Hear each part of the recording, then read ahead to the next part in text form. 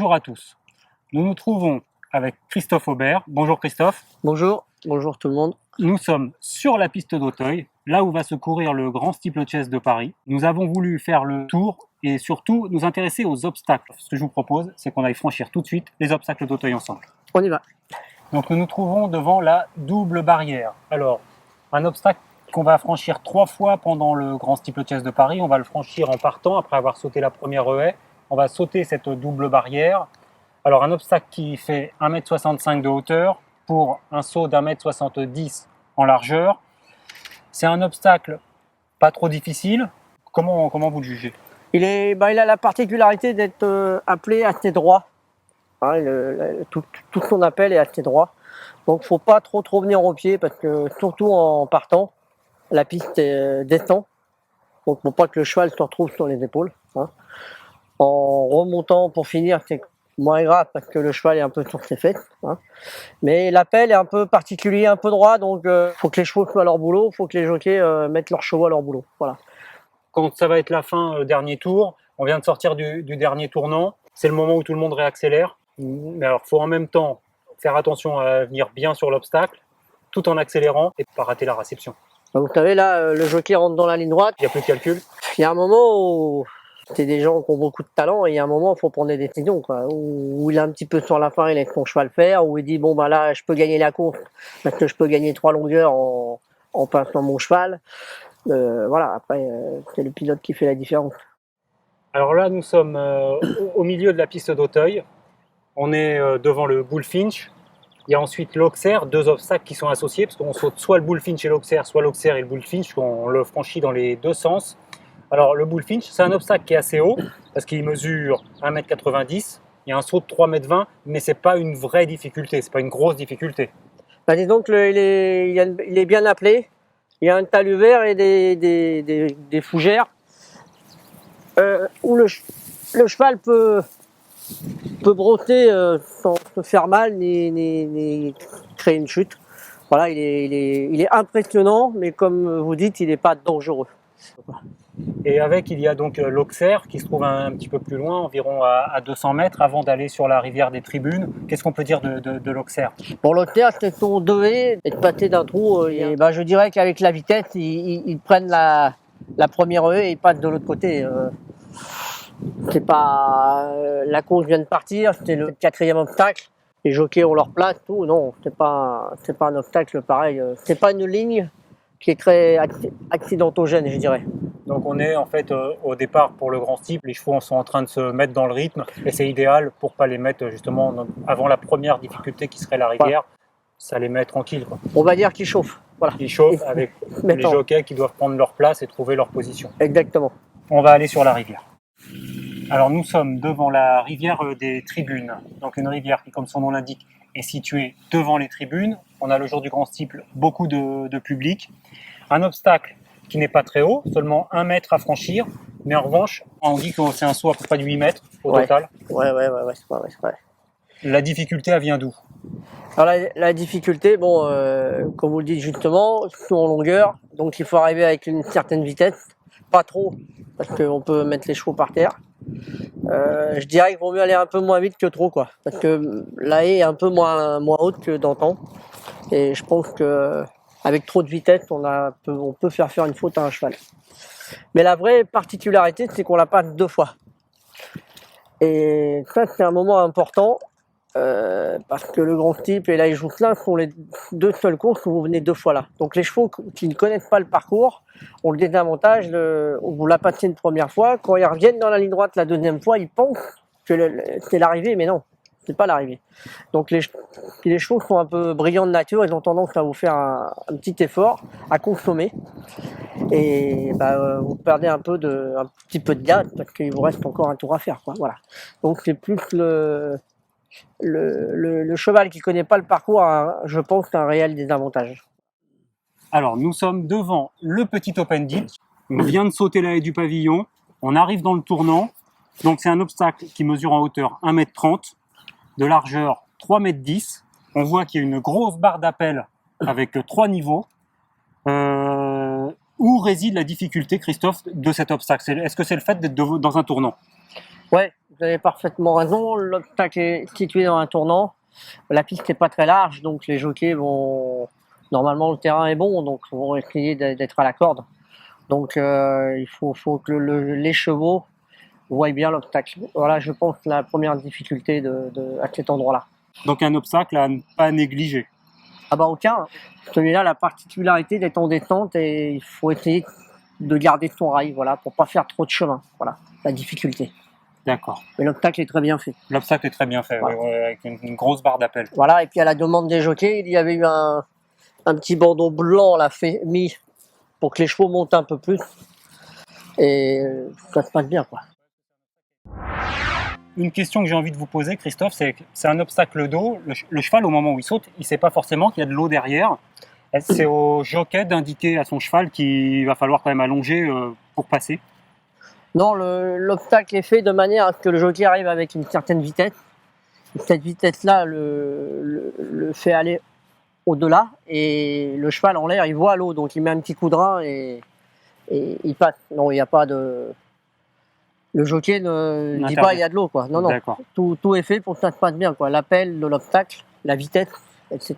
C'est un obstacle où il n'y a pas beaucoup de chutes, mais on voit quand même régulièrement, en revanche, des chevaux qui font une faute. Oui, et puis une faute au mauvais moment. Parce qu'après, ça monte pour arriver sur le gros open ditch. Et bon, bah, il faut lui laisser une chance. Si vous faites une faute, vous ne donnez pas de chance. D'accord. Donc vous arrivez là-bas un petit peu en difficulté, quoi. Donc c'est comme la butte pour la piste extérieure. Là, le brook, c'est le dernier obstacle avant d'attaquer vraiment la piste intérieure. Donc il faut arriver dans les meilleures conditions, le plus fluide possible. Voilà, tout à fait. Comme ça, pareil, le pilote peut laisser une petite chance à son cheval, l'équilibrer comme il faut pour attaquer le gros qui arrive. D'accord. Bon, bah on y va. On y va. Alors Christophe, on est devant le gros open ditch. C'est l'obstacle le plus difficile de la piste intérieure. 1,50 m à sauter en hauteur, 3,70 m de largeur. Ma question, c'est est-ce qu'on peut le toucher, le gros open ditch? Est-ce qu'on peut le franchir en l'ayant effleuré? Oui, parce que vous vous rendez compte que vous avez du vert et à l'intérieur du brun qui n'est pas trop serré. Donc oui, on peut le toucher un peu. Oui. On peut le toucher un peu. Ouais. Donc c'est un obstacle qui est naturel, contrairement à beaucoup qui sont en plastique. Celui-là est naturel. Tout à fait, il est resté naturel et c'est très bien comme ça. Et avec une barre en plastique là pour protéger les chevaux et les jockeys en cas de chute. C'est quoi le secret pour bien passer les gros de la piste intérieure et de la piste extérieure? Il faut arriver avec une certaine vitesse, pas trop, parce qu'il faut avoir son cheval tendu et pour qu'il ait de l'impulsion, parce que là, il faut sauter en longueur et en hauteur. Donc, il faut bien avoir un petit peu son cheval sur le derrière, sur le ressort, tout en allant à une certaine vitesse. Donc, le secret, c'est d'avoir son cheval bien équilibré, bien en ligne, bien droit. Bon, voilà. Derrière, on va aller sur le mur. C'est un petit peu moins difficile, mais attention, il ne faut pas toucher. Voilà. Nous sommes devant le mur dit en pierre, qui n'est plus en pierre, il est plutôt en plastique pour préserver les chevaux. On vient de sauter le gros open ditch, on est sur la piste intérieure. Les chevaux peuvent avoir tendance à se relâcher, ils vont arriver sur le mur en pierre. Est-ce que justement le relâchement, ça peut être le danger principal du mur? Oui, bah relâchement toujours bien sûr, mais bon, le mur, il est quand même tout blanc. Donc les chevaux vont se recadrer un peu, les jockeys vont retendre un peu leurs chevaux. C'est un obstacle où on peut venir un peu au pied. Les jockeys peuvent leur laisser un peu une petite chance sur cet obstacle-là, quoi. On voit d'ailleurs qu'il y a des chevaux qui ont dû toucher, puisqu'on a encore les traces là sur l'obstacle. Effectivement, on peut toucher, mais pas trop, sinon c'est culbute assuré. Voilà, mais bon, on peut venir un peu au pied. Le cheval peut s'y gêner un peu, je pense. Alors Christophe, là on se trouve sur la butte, un obstacle avec donc 80 cm à sauter, une montée, une descente, le tout fait 42 mètres, et puis un obstacle de 1 mètre. C'est un obstacle qui est très important. Pourquoi? Très important parce qu'il vous prépare la ligne d'en face, et avec le fameux high ditch et le gros open ditch et la dernière, bien sûr. Donc c'est important de bien passer, surtout la deuxième là, où il y a en plus un contrebas. Il y a une montée, ça descend pour arriver sur le high ditch, et c'est un moment où son cheval, on a l'occasion de faire respirer son cheval, et faut en profiter, quoi. Alors nous sommes devant le Ride Ditch and Fence, surnommé le juge de paix parce que c'est souvent là que les courses non pas se gagnent mais se perdent. On a sauté la butte, on a un long plat pour préparer son saut, et on arrive donc sur le Ridey Chain Fence, le plus gros obstacle d'Auteuil. Le Ridey Chain Fence, c'est 1,60 m de hauteur, donc il est plus haut que le gros Open Ditch, et c'est surtout plus long, 4,10 m, avec un fossé de 2,60 m. Il y a 2,60 m de l'appel jusqu'à l'obstacle. Donc Christophe, le Ridey Chain Fence, la plus grosse difficulté d'Auteuil, c'est souvent là que les grandes courses se perdent. Oui, mais je suis pas d'accord avec vous. Se perdent même, mais peuvent se gagner. Peuvent se gagner. Parce qu'il faut rester debout, tout simplement. Donc oui, il y a peuvent se perdre et il peuvent se gagner, oui. Ouais, ouais. Difficulté, on parlait précédemment de la banquette. Pour revenir sur le Ridey, bon voilà, tout l'intérêt de la passer le mieux possible, que son cheval respire bien. Toujours pareil, on équilibre son cheval parce qu'il y a quand même une montée, une petite descente en arrivant sur le Ridey. Ça, on le voit pas des tribunes, mais les grands jockeys font le tour, ils tapent tout ça. Et arriver, parce que là, on fait vraiment du saut en longueur et en hauteur. Donc ça va vite. Toujours pareil, il faut garder l'impulsion du cheval pour qu'il soit assez tonique pour couvrir la hauteur et la largeur de cet obstacle qui est quand même impressionnant. On est à peu près à 1 km de l'arrivée d'un grand steeple. On va aller dans le fossé. Christophe, est-ce qu'on peut tutoyer le Ridey Chain Fence, ou est-ce qu'il vaut mieux éviter? On voit que c'est quand même assez dur. Non, le Ridey, je ne peux pas le tutoyer. La fougère là, est serrée avec au tracteur, c'est hyper compact. Vous touchez pas, vous touchez, après ça se complique pour l'autre d'après. Non, il faut le respecter. Bon, la fatigue aidant, hein, bien sûr, mais il faut que les chevaux le respectent pour pouvoir aborder l'autre qui n'est pas n'importe quoi non plus derrière. On va aller sur le Moyen Open Ditch tout de suite. Alors là, nous nous trouvons devant le Moyen Open Ditch. Nous sommes sur la piste extérieure. Les chevaux viennent de franchir le Ridey Chain Fence, le juge de paix, le plus gros obstacle. Ils vont sur un Moyen Open Ditch qu'il ne faut surtout pas négliger. C'est un obstacle où la course est en train de se jouer. On est dans la phase finale et il y a aussi souvent des chutes sur cet obstacle. Oui, des chutes, puis des chevaux qui laissent traîner l'arrière-main dedans. Et comme l'obstacle est très large, ils se coupent l'action complètement et ils sont mis hors course. Hein. Donc il fait partie, il y a le Ridey, mais il y a quand même celui-là qui est très très important parce que les chevaux ont tendance à se relâcher peut-être. Les jockeys disent tiens, on a peut-être fait le plus dur, mais non. Le plus dur est pas encore, reste encore à faire. Hein. On va voir d'ailleurs que les barres d'appel sont assez souples. Les chevaux peuvent la toucher, ça arrive. Oui, mais le problème dans l'obstacle là, c'est qu'il est très large.